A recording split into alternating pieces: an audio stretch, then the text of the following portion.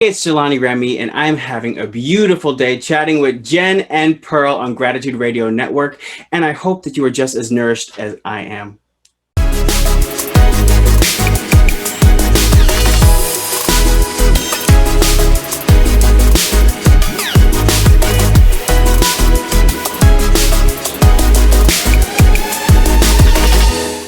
Welcome to your beautiful day on the Gratitude Radio Network. I'm your host, Jennifer Hall, Mother of Gratitude. And with me is Pearl Chiarenza, my life coach. Hey, everybody. It's good to be back. I'm so excited to have a part 2 of our show today, Jen and Neil. So let's get going. Cool. Okay, so sometimes you guys know it's just not enough to be with one person. And I feel like I missed out last time because I wasn't available for this interview. So I've been like, oh man. So I'm so finally glad because this is my wheelhouse.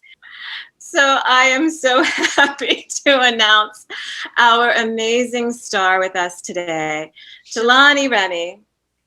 Jelani Remy. I'm back. I'm excited he's back. That's the thing. And he's happy because it's 2021 and we survived, right? Exactly. Yes. I had to come back, to say hi to my good friend Jenn, and hey, my pals Pearl and Neil. It's good to be back. Thank you. It's great to be back. And let's go right to the first question for Jenn that she caught up in episode 1, where we really kind of learned a little bit of how things started, but more about just what the hard part you've dealt with COVID. But we're going to say we're not talking COVID anymore. So go ahead, Jenn. No. Because when I was little, I used to do acting classes with my dog. I just came out of the womb doing acting. And I was wondering, what were you like as a child? What gave you your spark that you realized this is your gift? Oh, that's a better question for my mom. But I think that I was always playing pretend. You know, I would see like Michael Jackson do the VMAs, or I would see like Boys to Men. I would always sort of reenact what was going on the TV and make my brothers do it and the neighborhood kids do it as well. So I didn't know that it was actually performing, but that's what I was doing.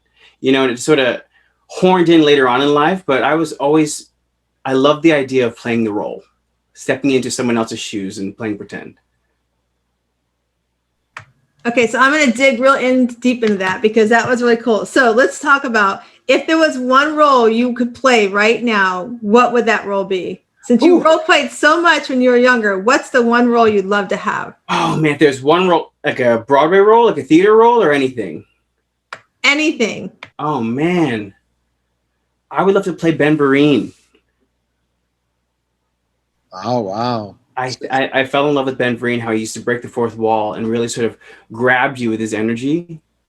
I love that. I have to say you have that energy because watching you and following you on everything you're doing all over social media, I always thought, I was like, who does he remind me of? And you just said it. That would be great.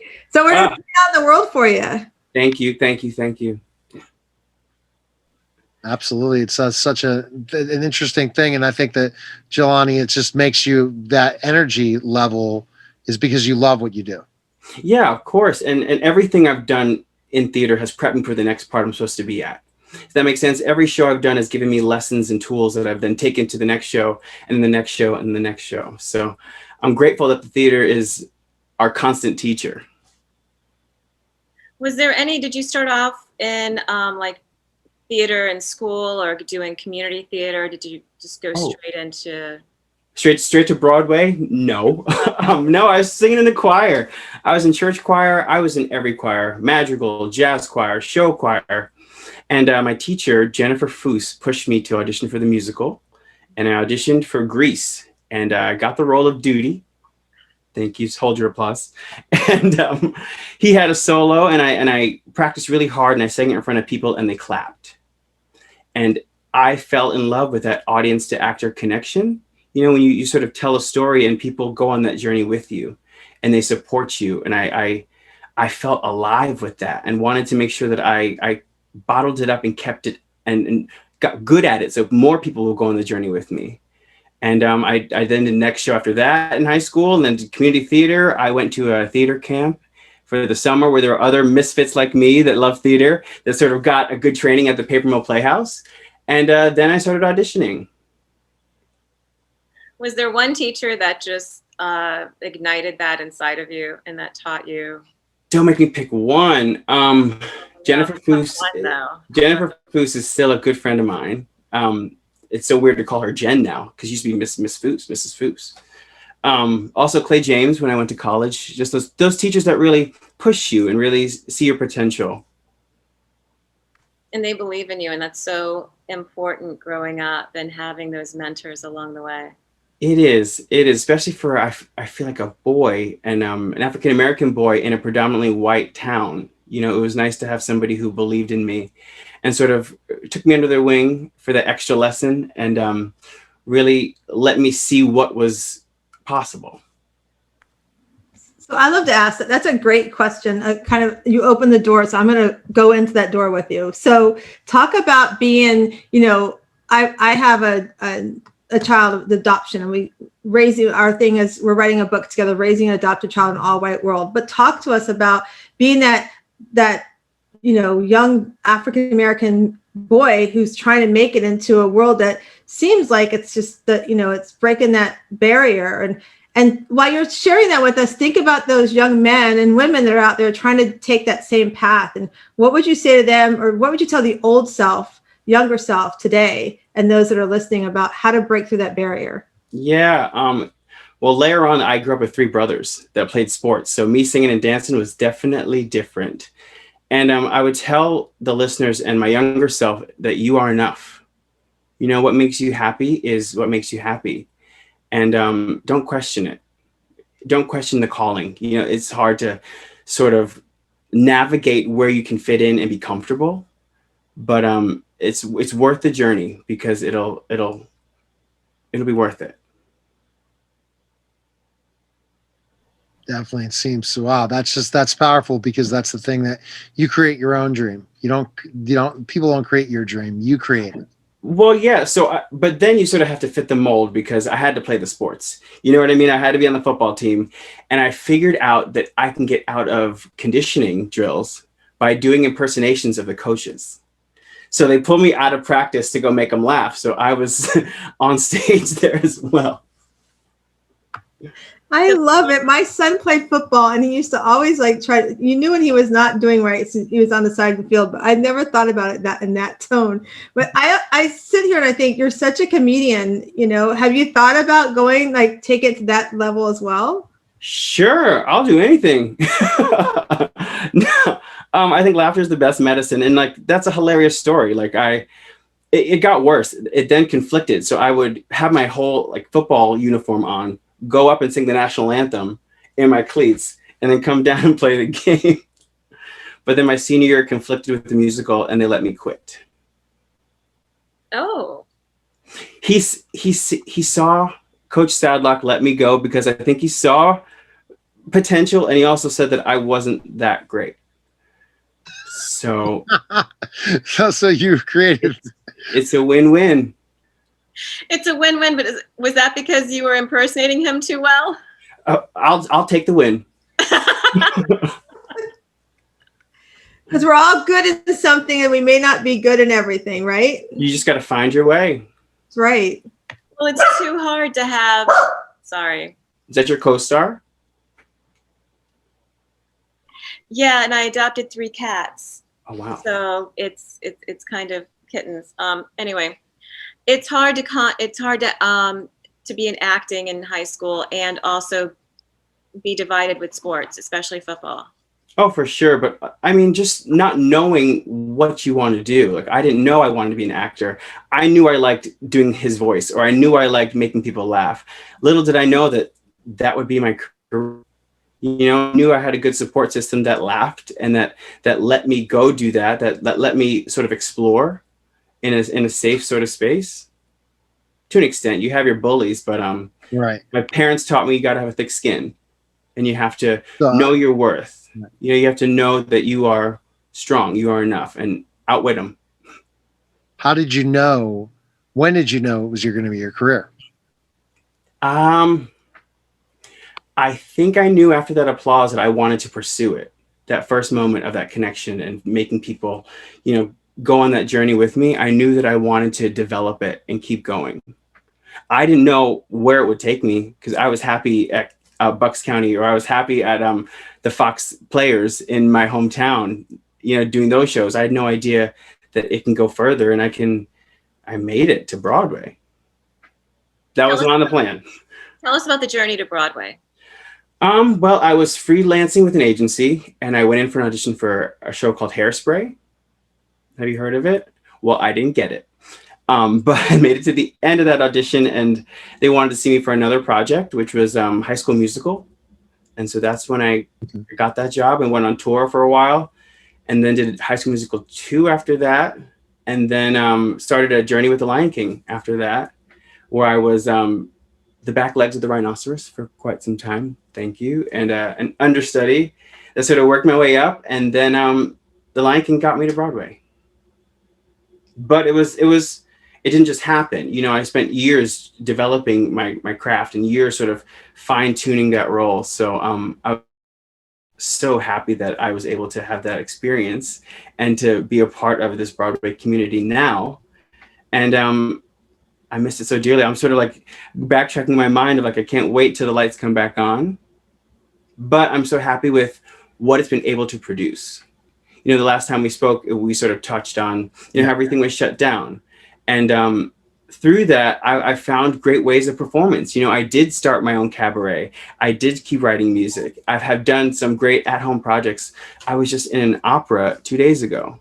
So I'm still finding ways to grow as an artist, but also put myself out there differently, than what I've been doing, and really sort of do the work on myself. That's what I think I really love about you, Jelani, is that you embrace every role, even that role. I loved how you really empowered on that role of being the legs of the rhinoceros, right? I was bopping. Oh, of course. I was bopping. Those back legs were strong. I love that. And I think in the world today, even our young, they don't look at every opportunity as that stepping stone to bring you to the next spot that you're supposed to be at, right? And 100%. Yeah. And the tunnel vision blocks you upon things that'll give you tools you need for the next step. Some people say Broadway or bust, but that regional theater or that community theater gives you that experience. There's nothing bad about it. You should take in any sort of experience that's gonna nourish your journey. I frown upon people that just only want that one thing. You got to be open to anything, because you never know what's gonna sort of craft it.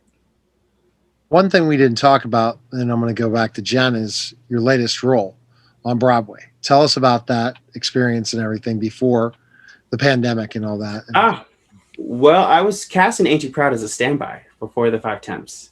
So when I first got the job, I was rehearsing all the livelong day for 4 different roles. And I went on a few times for Eddie. And it just so happened after the Tonys, the guy who originated it, his name is Jeremy Pope, who was up for a Tony for the role, was leaving. And I got the opportunity just to step in, which is such a blessing. And I'm so, so grateful that they saw, potential in me, because I just gotten there, and this role is so major. Jeremy crafted this role beautifully, but I then had to step in and then make it my own, not what I've been seeing, make it Jelani's version. And I got to do that in such a great environment that supported it and was made every choice valid. They had my back. So I got to grow with it to where it became mine. And then the pandemic happened. Freedom. That is the best freedom, when someone believes in you enough to say, go, do, enhance that. Go, do. And also, but I'll be there to guide you, Yeah, that's the best type of freedom. And I'm so thankful you got to go on The Lion King. When I heard it was going on Broadway, I just was like freaking out, because that's like one of my favorite things in the whole world. I'm a Disney kid. I grew up in Orlando. So everything, is like, they have such a way of putting a spectacle together. They have such a way of like putting on a show, and that nostalgia and that joy. And making everybody a part of it. So Jelani, you talked, I want to go backwards for a second. So you talked about, getting on Broadway. I was having a conversation with my son who loves Broadway everything. And he tried years ago to go see a particular play on Broadway. And he wasn't able to get tickets, but he went locally to see it. And we were having a conversation today, because I was telling him we were going to be interviewing you again, and he loves Broadway. And he's like, I don't know why people struggle with like seeing the local productions, like the productions that come here. He was saying that some of his friends are discussing, and their friends like, oh, but they're not the actors that are on Broadway, so they're just not as important. And he was telling his friends they're more important and just as important as the Broadway production itself, because it's, you know, it's that actor or actress that is, you know, fought to get to where they are, and they've crafted their craft. And like, he embraces every step, even down to the little local theater. He's not an actor himself, but he just loves the whole Broadway thing. So what do you say to that? Like, what do you say to that listener today is going, well, I'd rather see on Broadway or nothing at all? I say I'm going to fight you, because the people that do the national tours are the heroes, because they do this show coming from another city with different climates, different areas, different things. And I did tour, and I thought my performance was just as good. You know what I mean? I think I love that we are able to give the national tours out so people that can't travel can see the show, and they can feel the show. And it's not a lesser version of it. It's coming to your town. It's so true. And that's what was his conversation. He said, Mom, I got in a really heated conversation. And it's so true, because I'm heated. He should be heated. Yeah. They work just as hard. Absolutely. And I feel like sometimes you're more connected sometimes with the play when it's at small local theater, you know, as opposed to just getting into the big, you know, I love going to Broadway, like I said, but getting that small local theater, I think it's just such a great feeling. And then you go to see the Broadway version, you're like, wow, it's just as great, if, you know, as yeah, what it's a different energy. What I love about tour is that every city was a different opening night. So everything was new again and exciting. Right. And it was so cool to explore and have a brand new, you know, set of people to perform to. Jelani, what was your favorite part of the Lion King? Whoa. My favorite part of doing the show? Yeah. Or watching?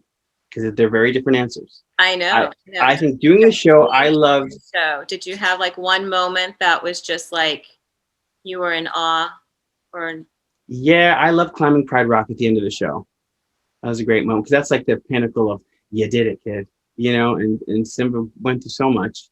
So to have that moment of like remembrance and triumph was awesome. But I will say that the opening of the show is one of the best theatrical, you know, spectacles you'll ever see. Opening night is always the greatest. No, I mean Circle of Life. That first number is I don't want to give too much away to your listeners, but it's pretty amazing. Now, let's talk about the big, we're talking Clubhouse before we got on air. You're going to be performing live on Clubhouse, which is amazing to hear people say that, right? So explaining what's happening with the coming up in late February. Yeah, sure. So as I was saying, we're finding new ways of performing, and Clubhouse is the next thing for us. So it's basically like you're listening to the show, like the old school, you know, you used to watch the radio, listen to the radio, excuse me. So we're doing a production of Dreamgirls, and you just get to sit back, relax, and listen to the story. And I love it because of how colorful it is. And I love it because of how old school it is, and how oral. You just listen to it and you sort of feel it differently when it's on Clubhouse. And you sort of feel it differently when you can just put the phone up to your ear and just escape and go to the story. And I feel like it's very COVID compliant, because I will be in my pajamas, but and I'll be at home. But it's for me, it's a great way of acting with just my voice and really making sure the words come alive, you know, because I don't have my body to amp it up. So it's another realm of performing that I'm learning to get good at, but loving the process. And that's loving that process. And I think that a lot of people listening and watching do not know Clubhouse, as we know after Elon came on yesterday and got a huge thing that people are saying, well, what's this Clubhouse? So it's finally getting a mainstream appeal. But in certain areas, the performing area, lots of people will be tuning in the performing area for sure. And we'll be performing under a certain club, Jelani? I think it's the Dreamgirls Club. But the whole process was really cool, because thousands of people auditioned for this.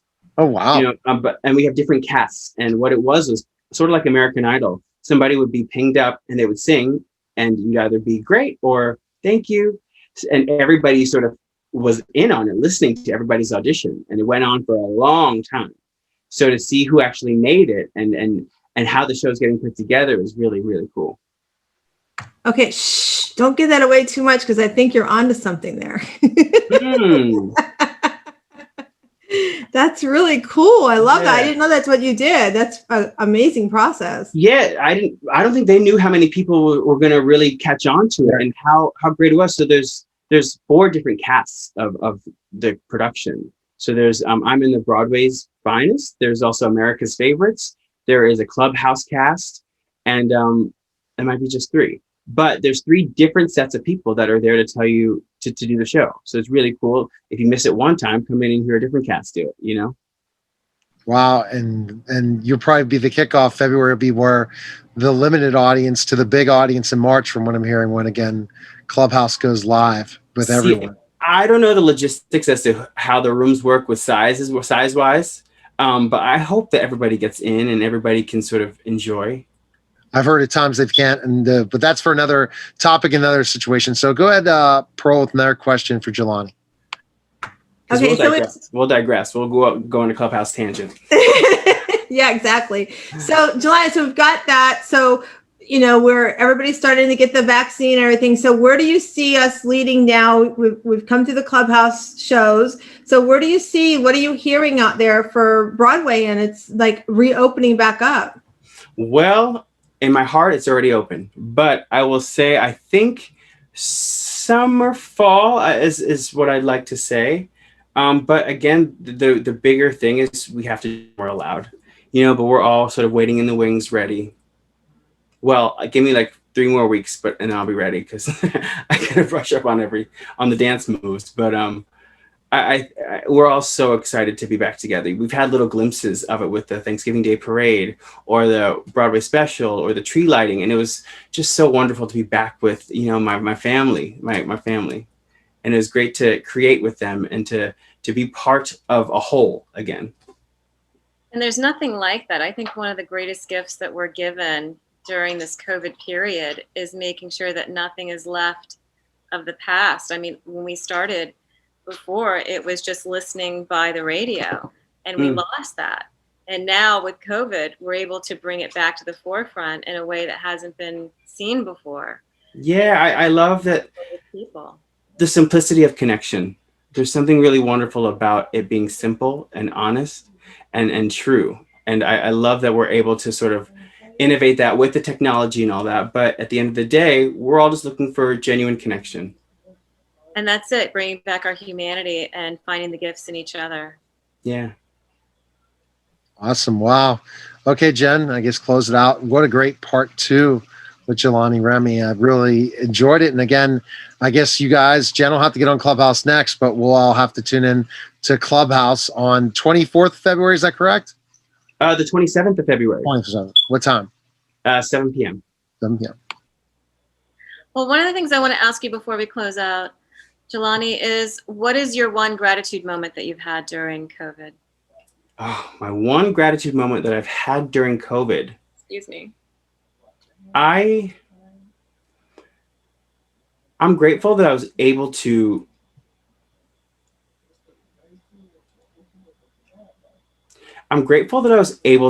really look inside of what makes me happy.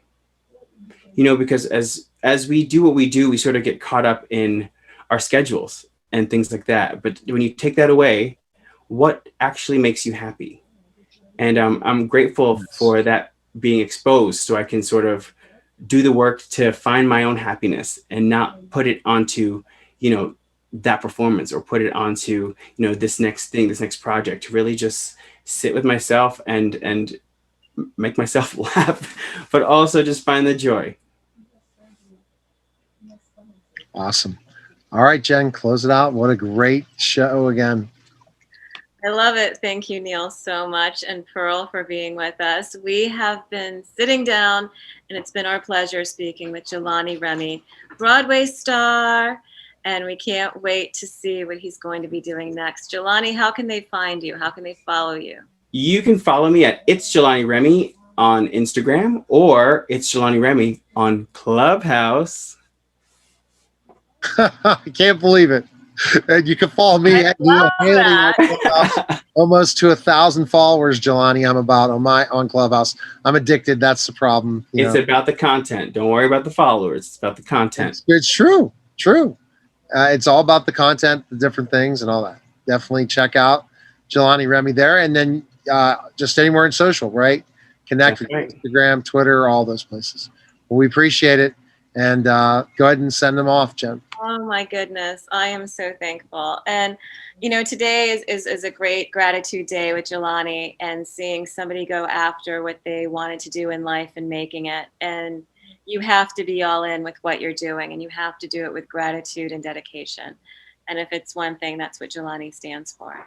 So wherever you're going today, have gratitude with you. Download it from heaven and send out the love. And remember, you are blessed, you are loved, you are sacred. Have a beautiful day. Mwah.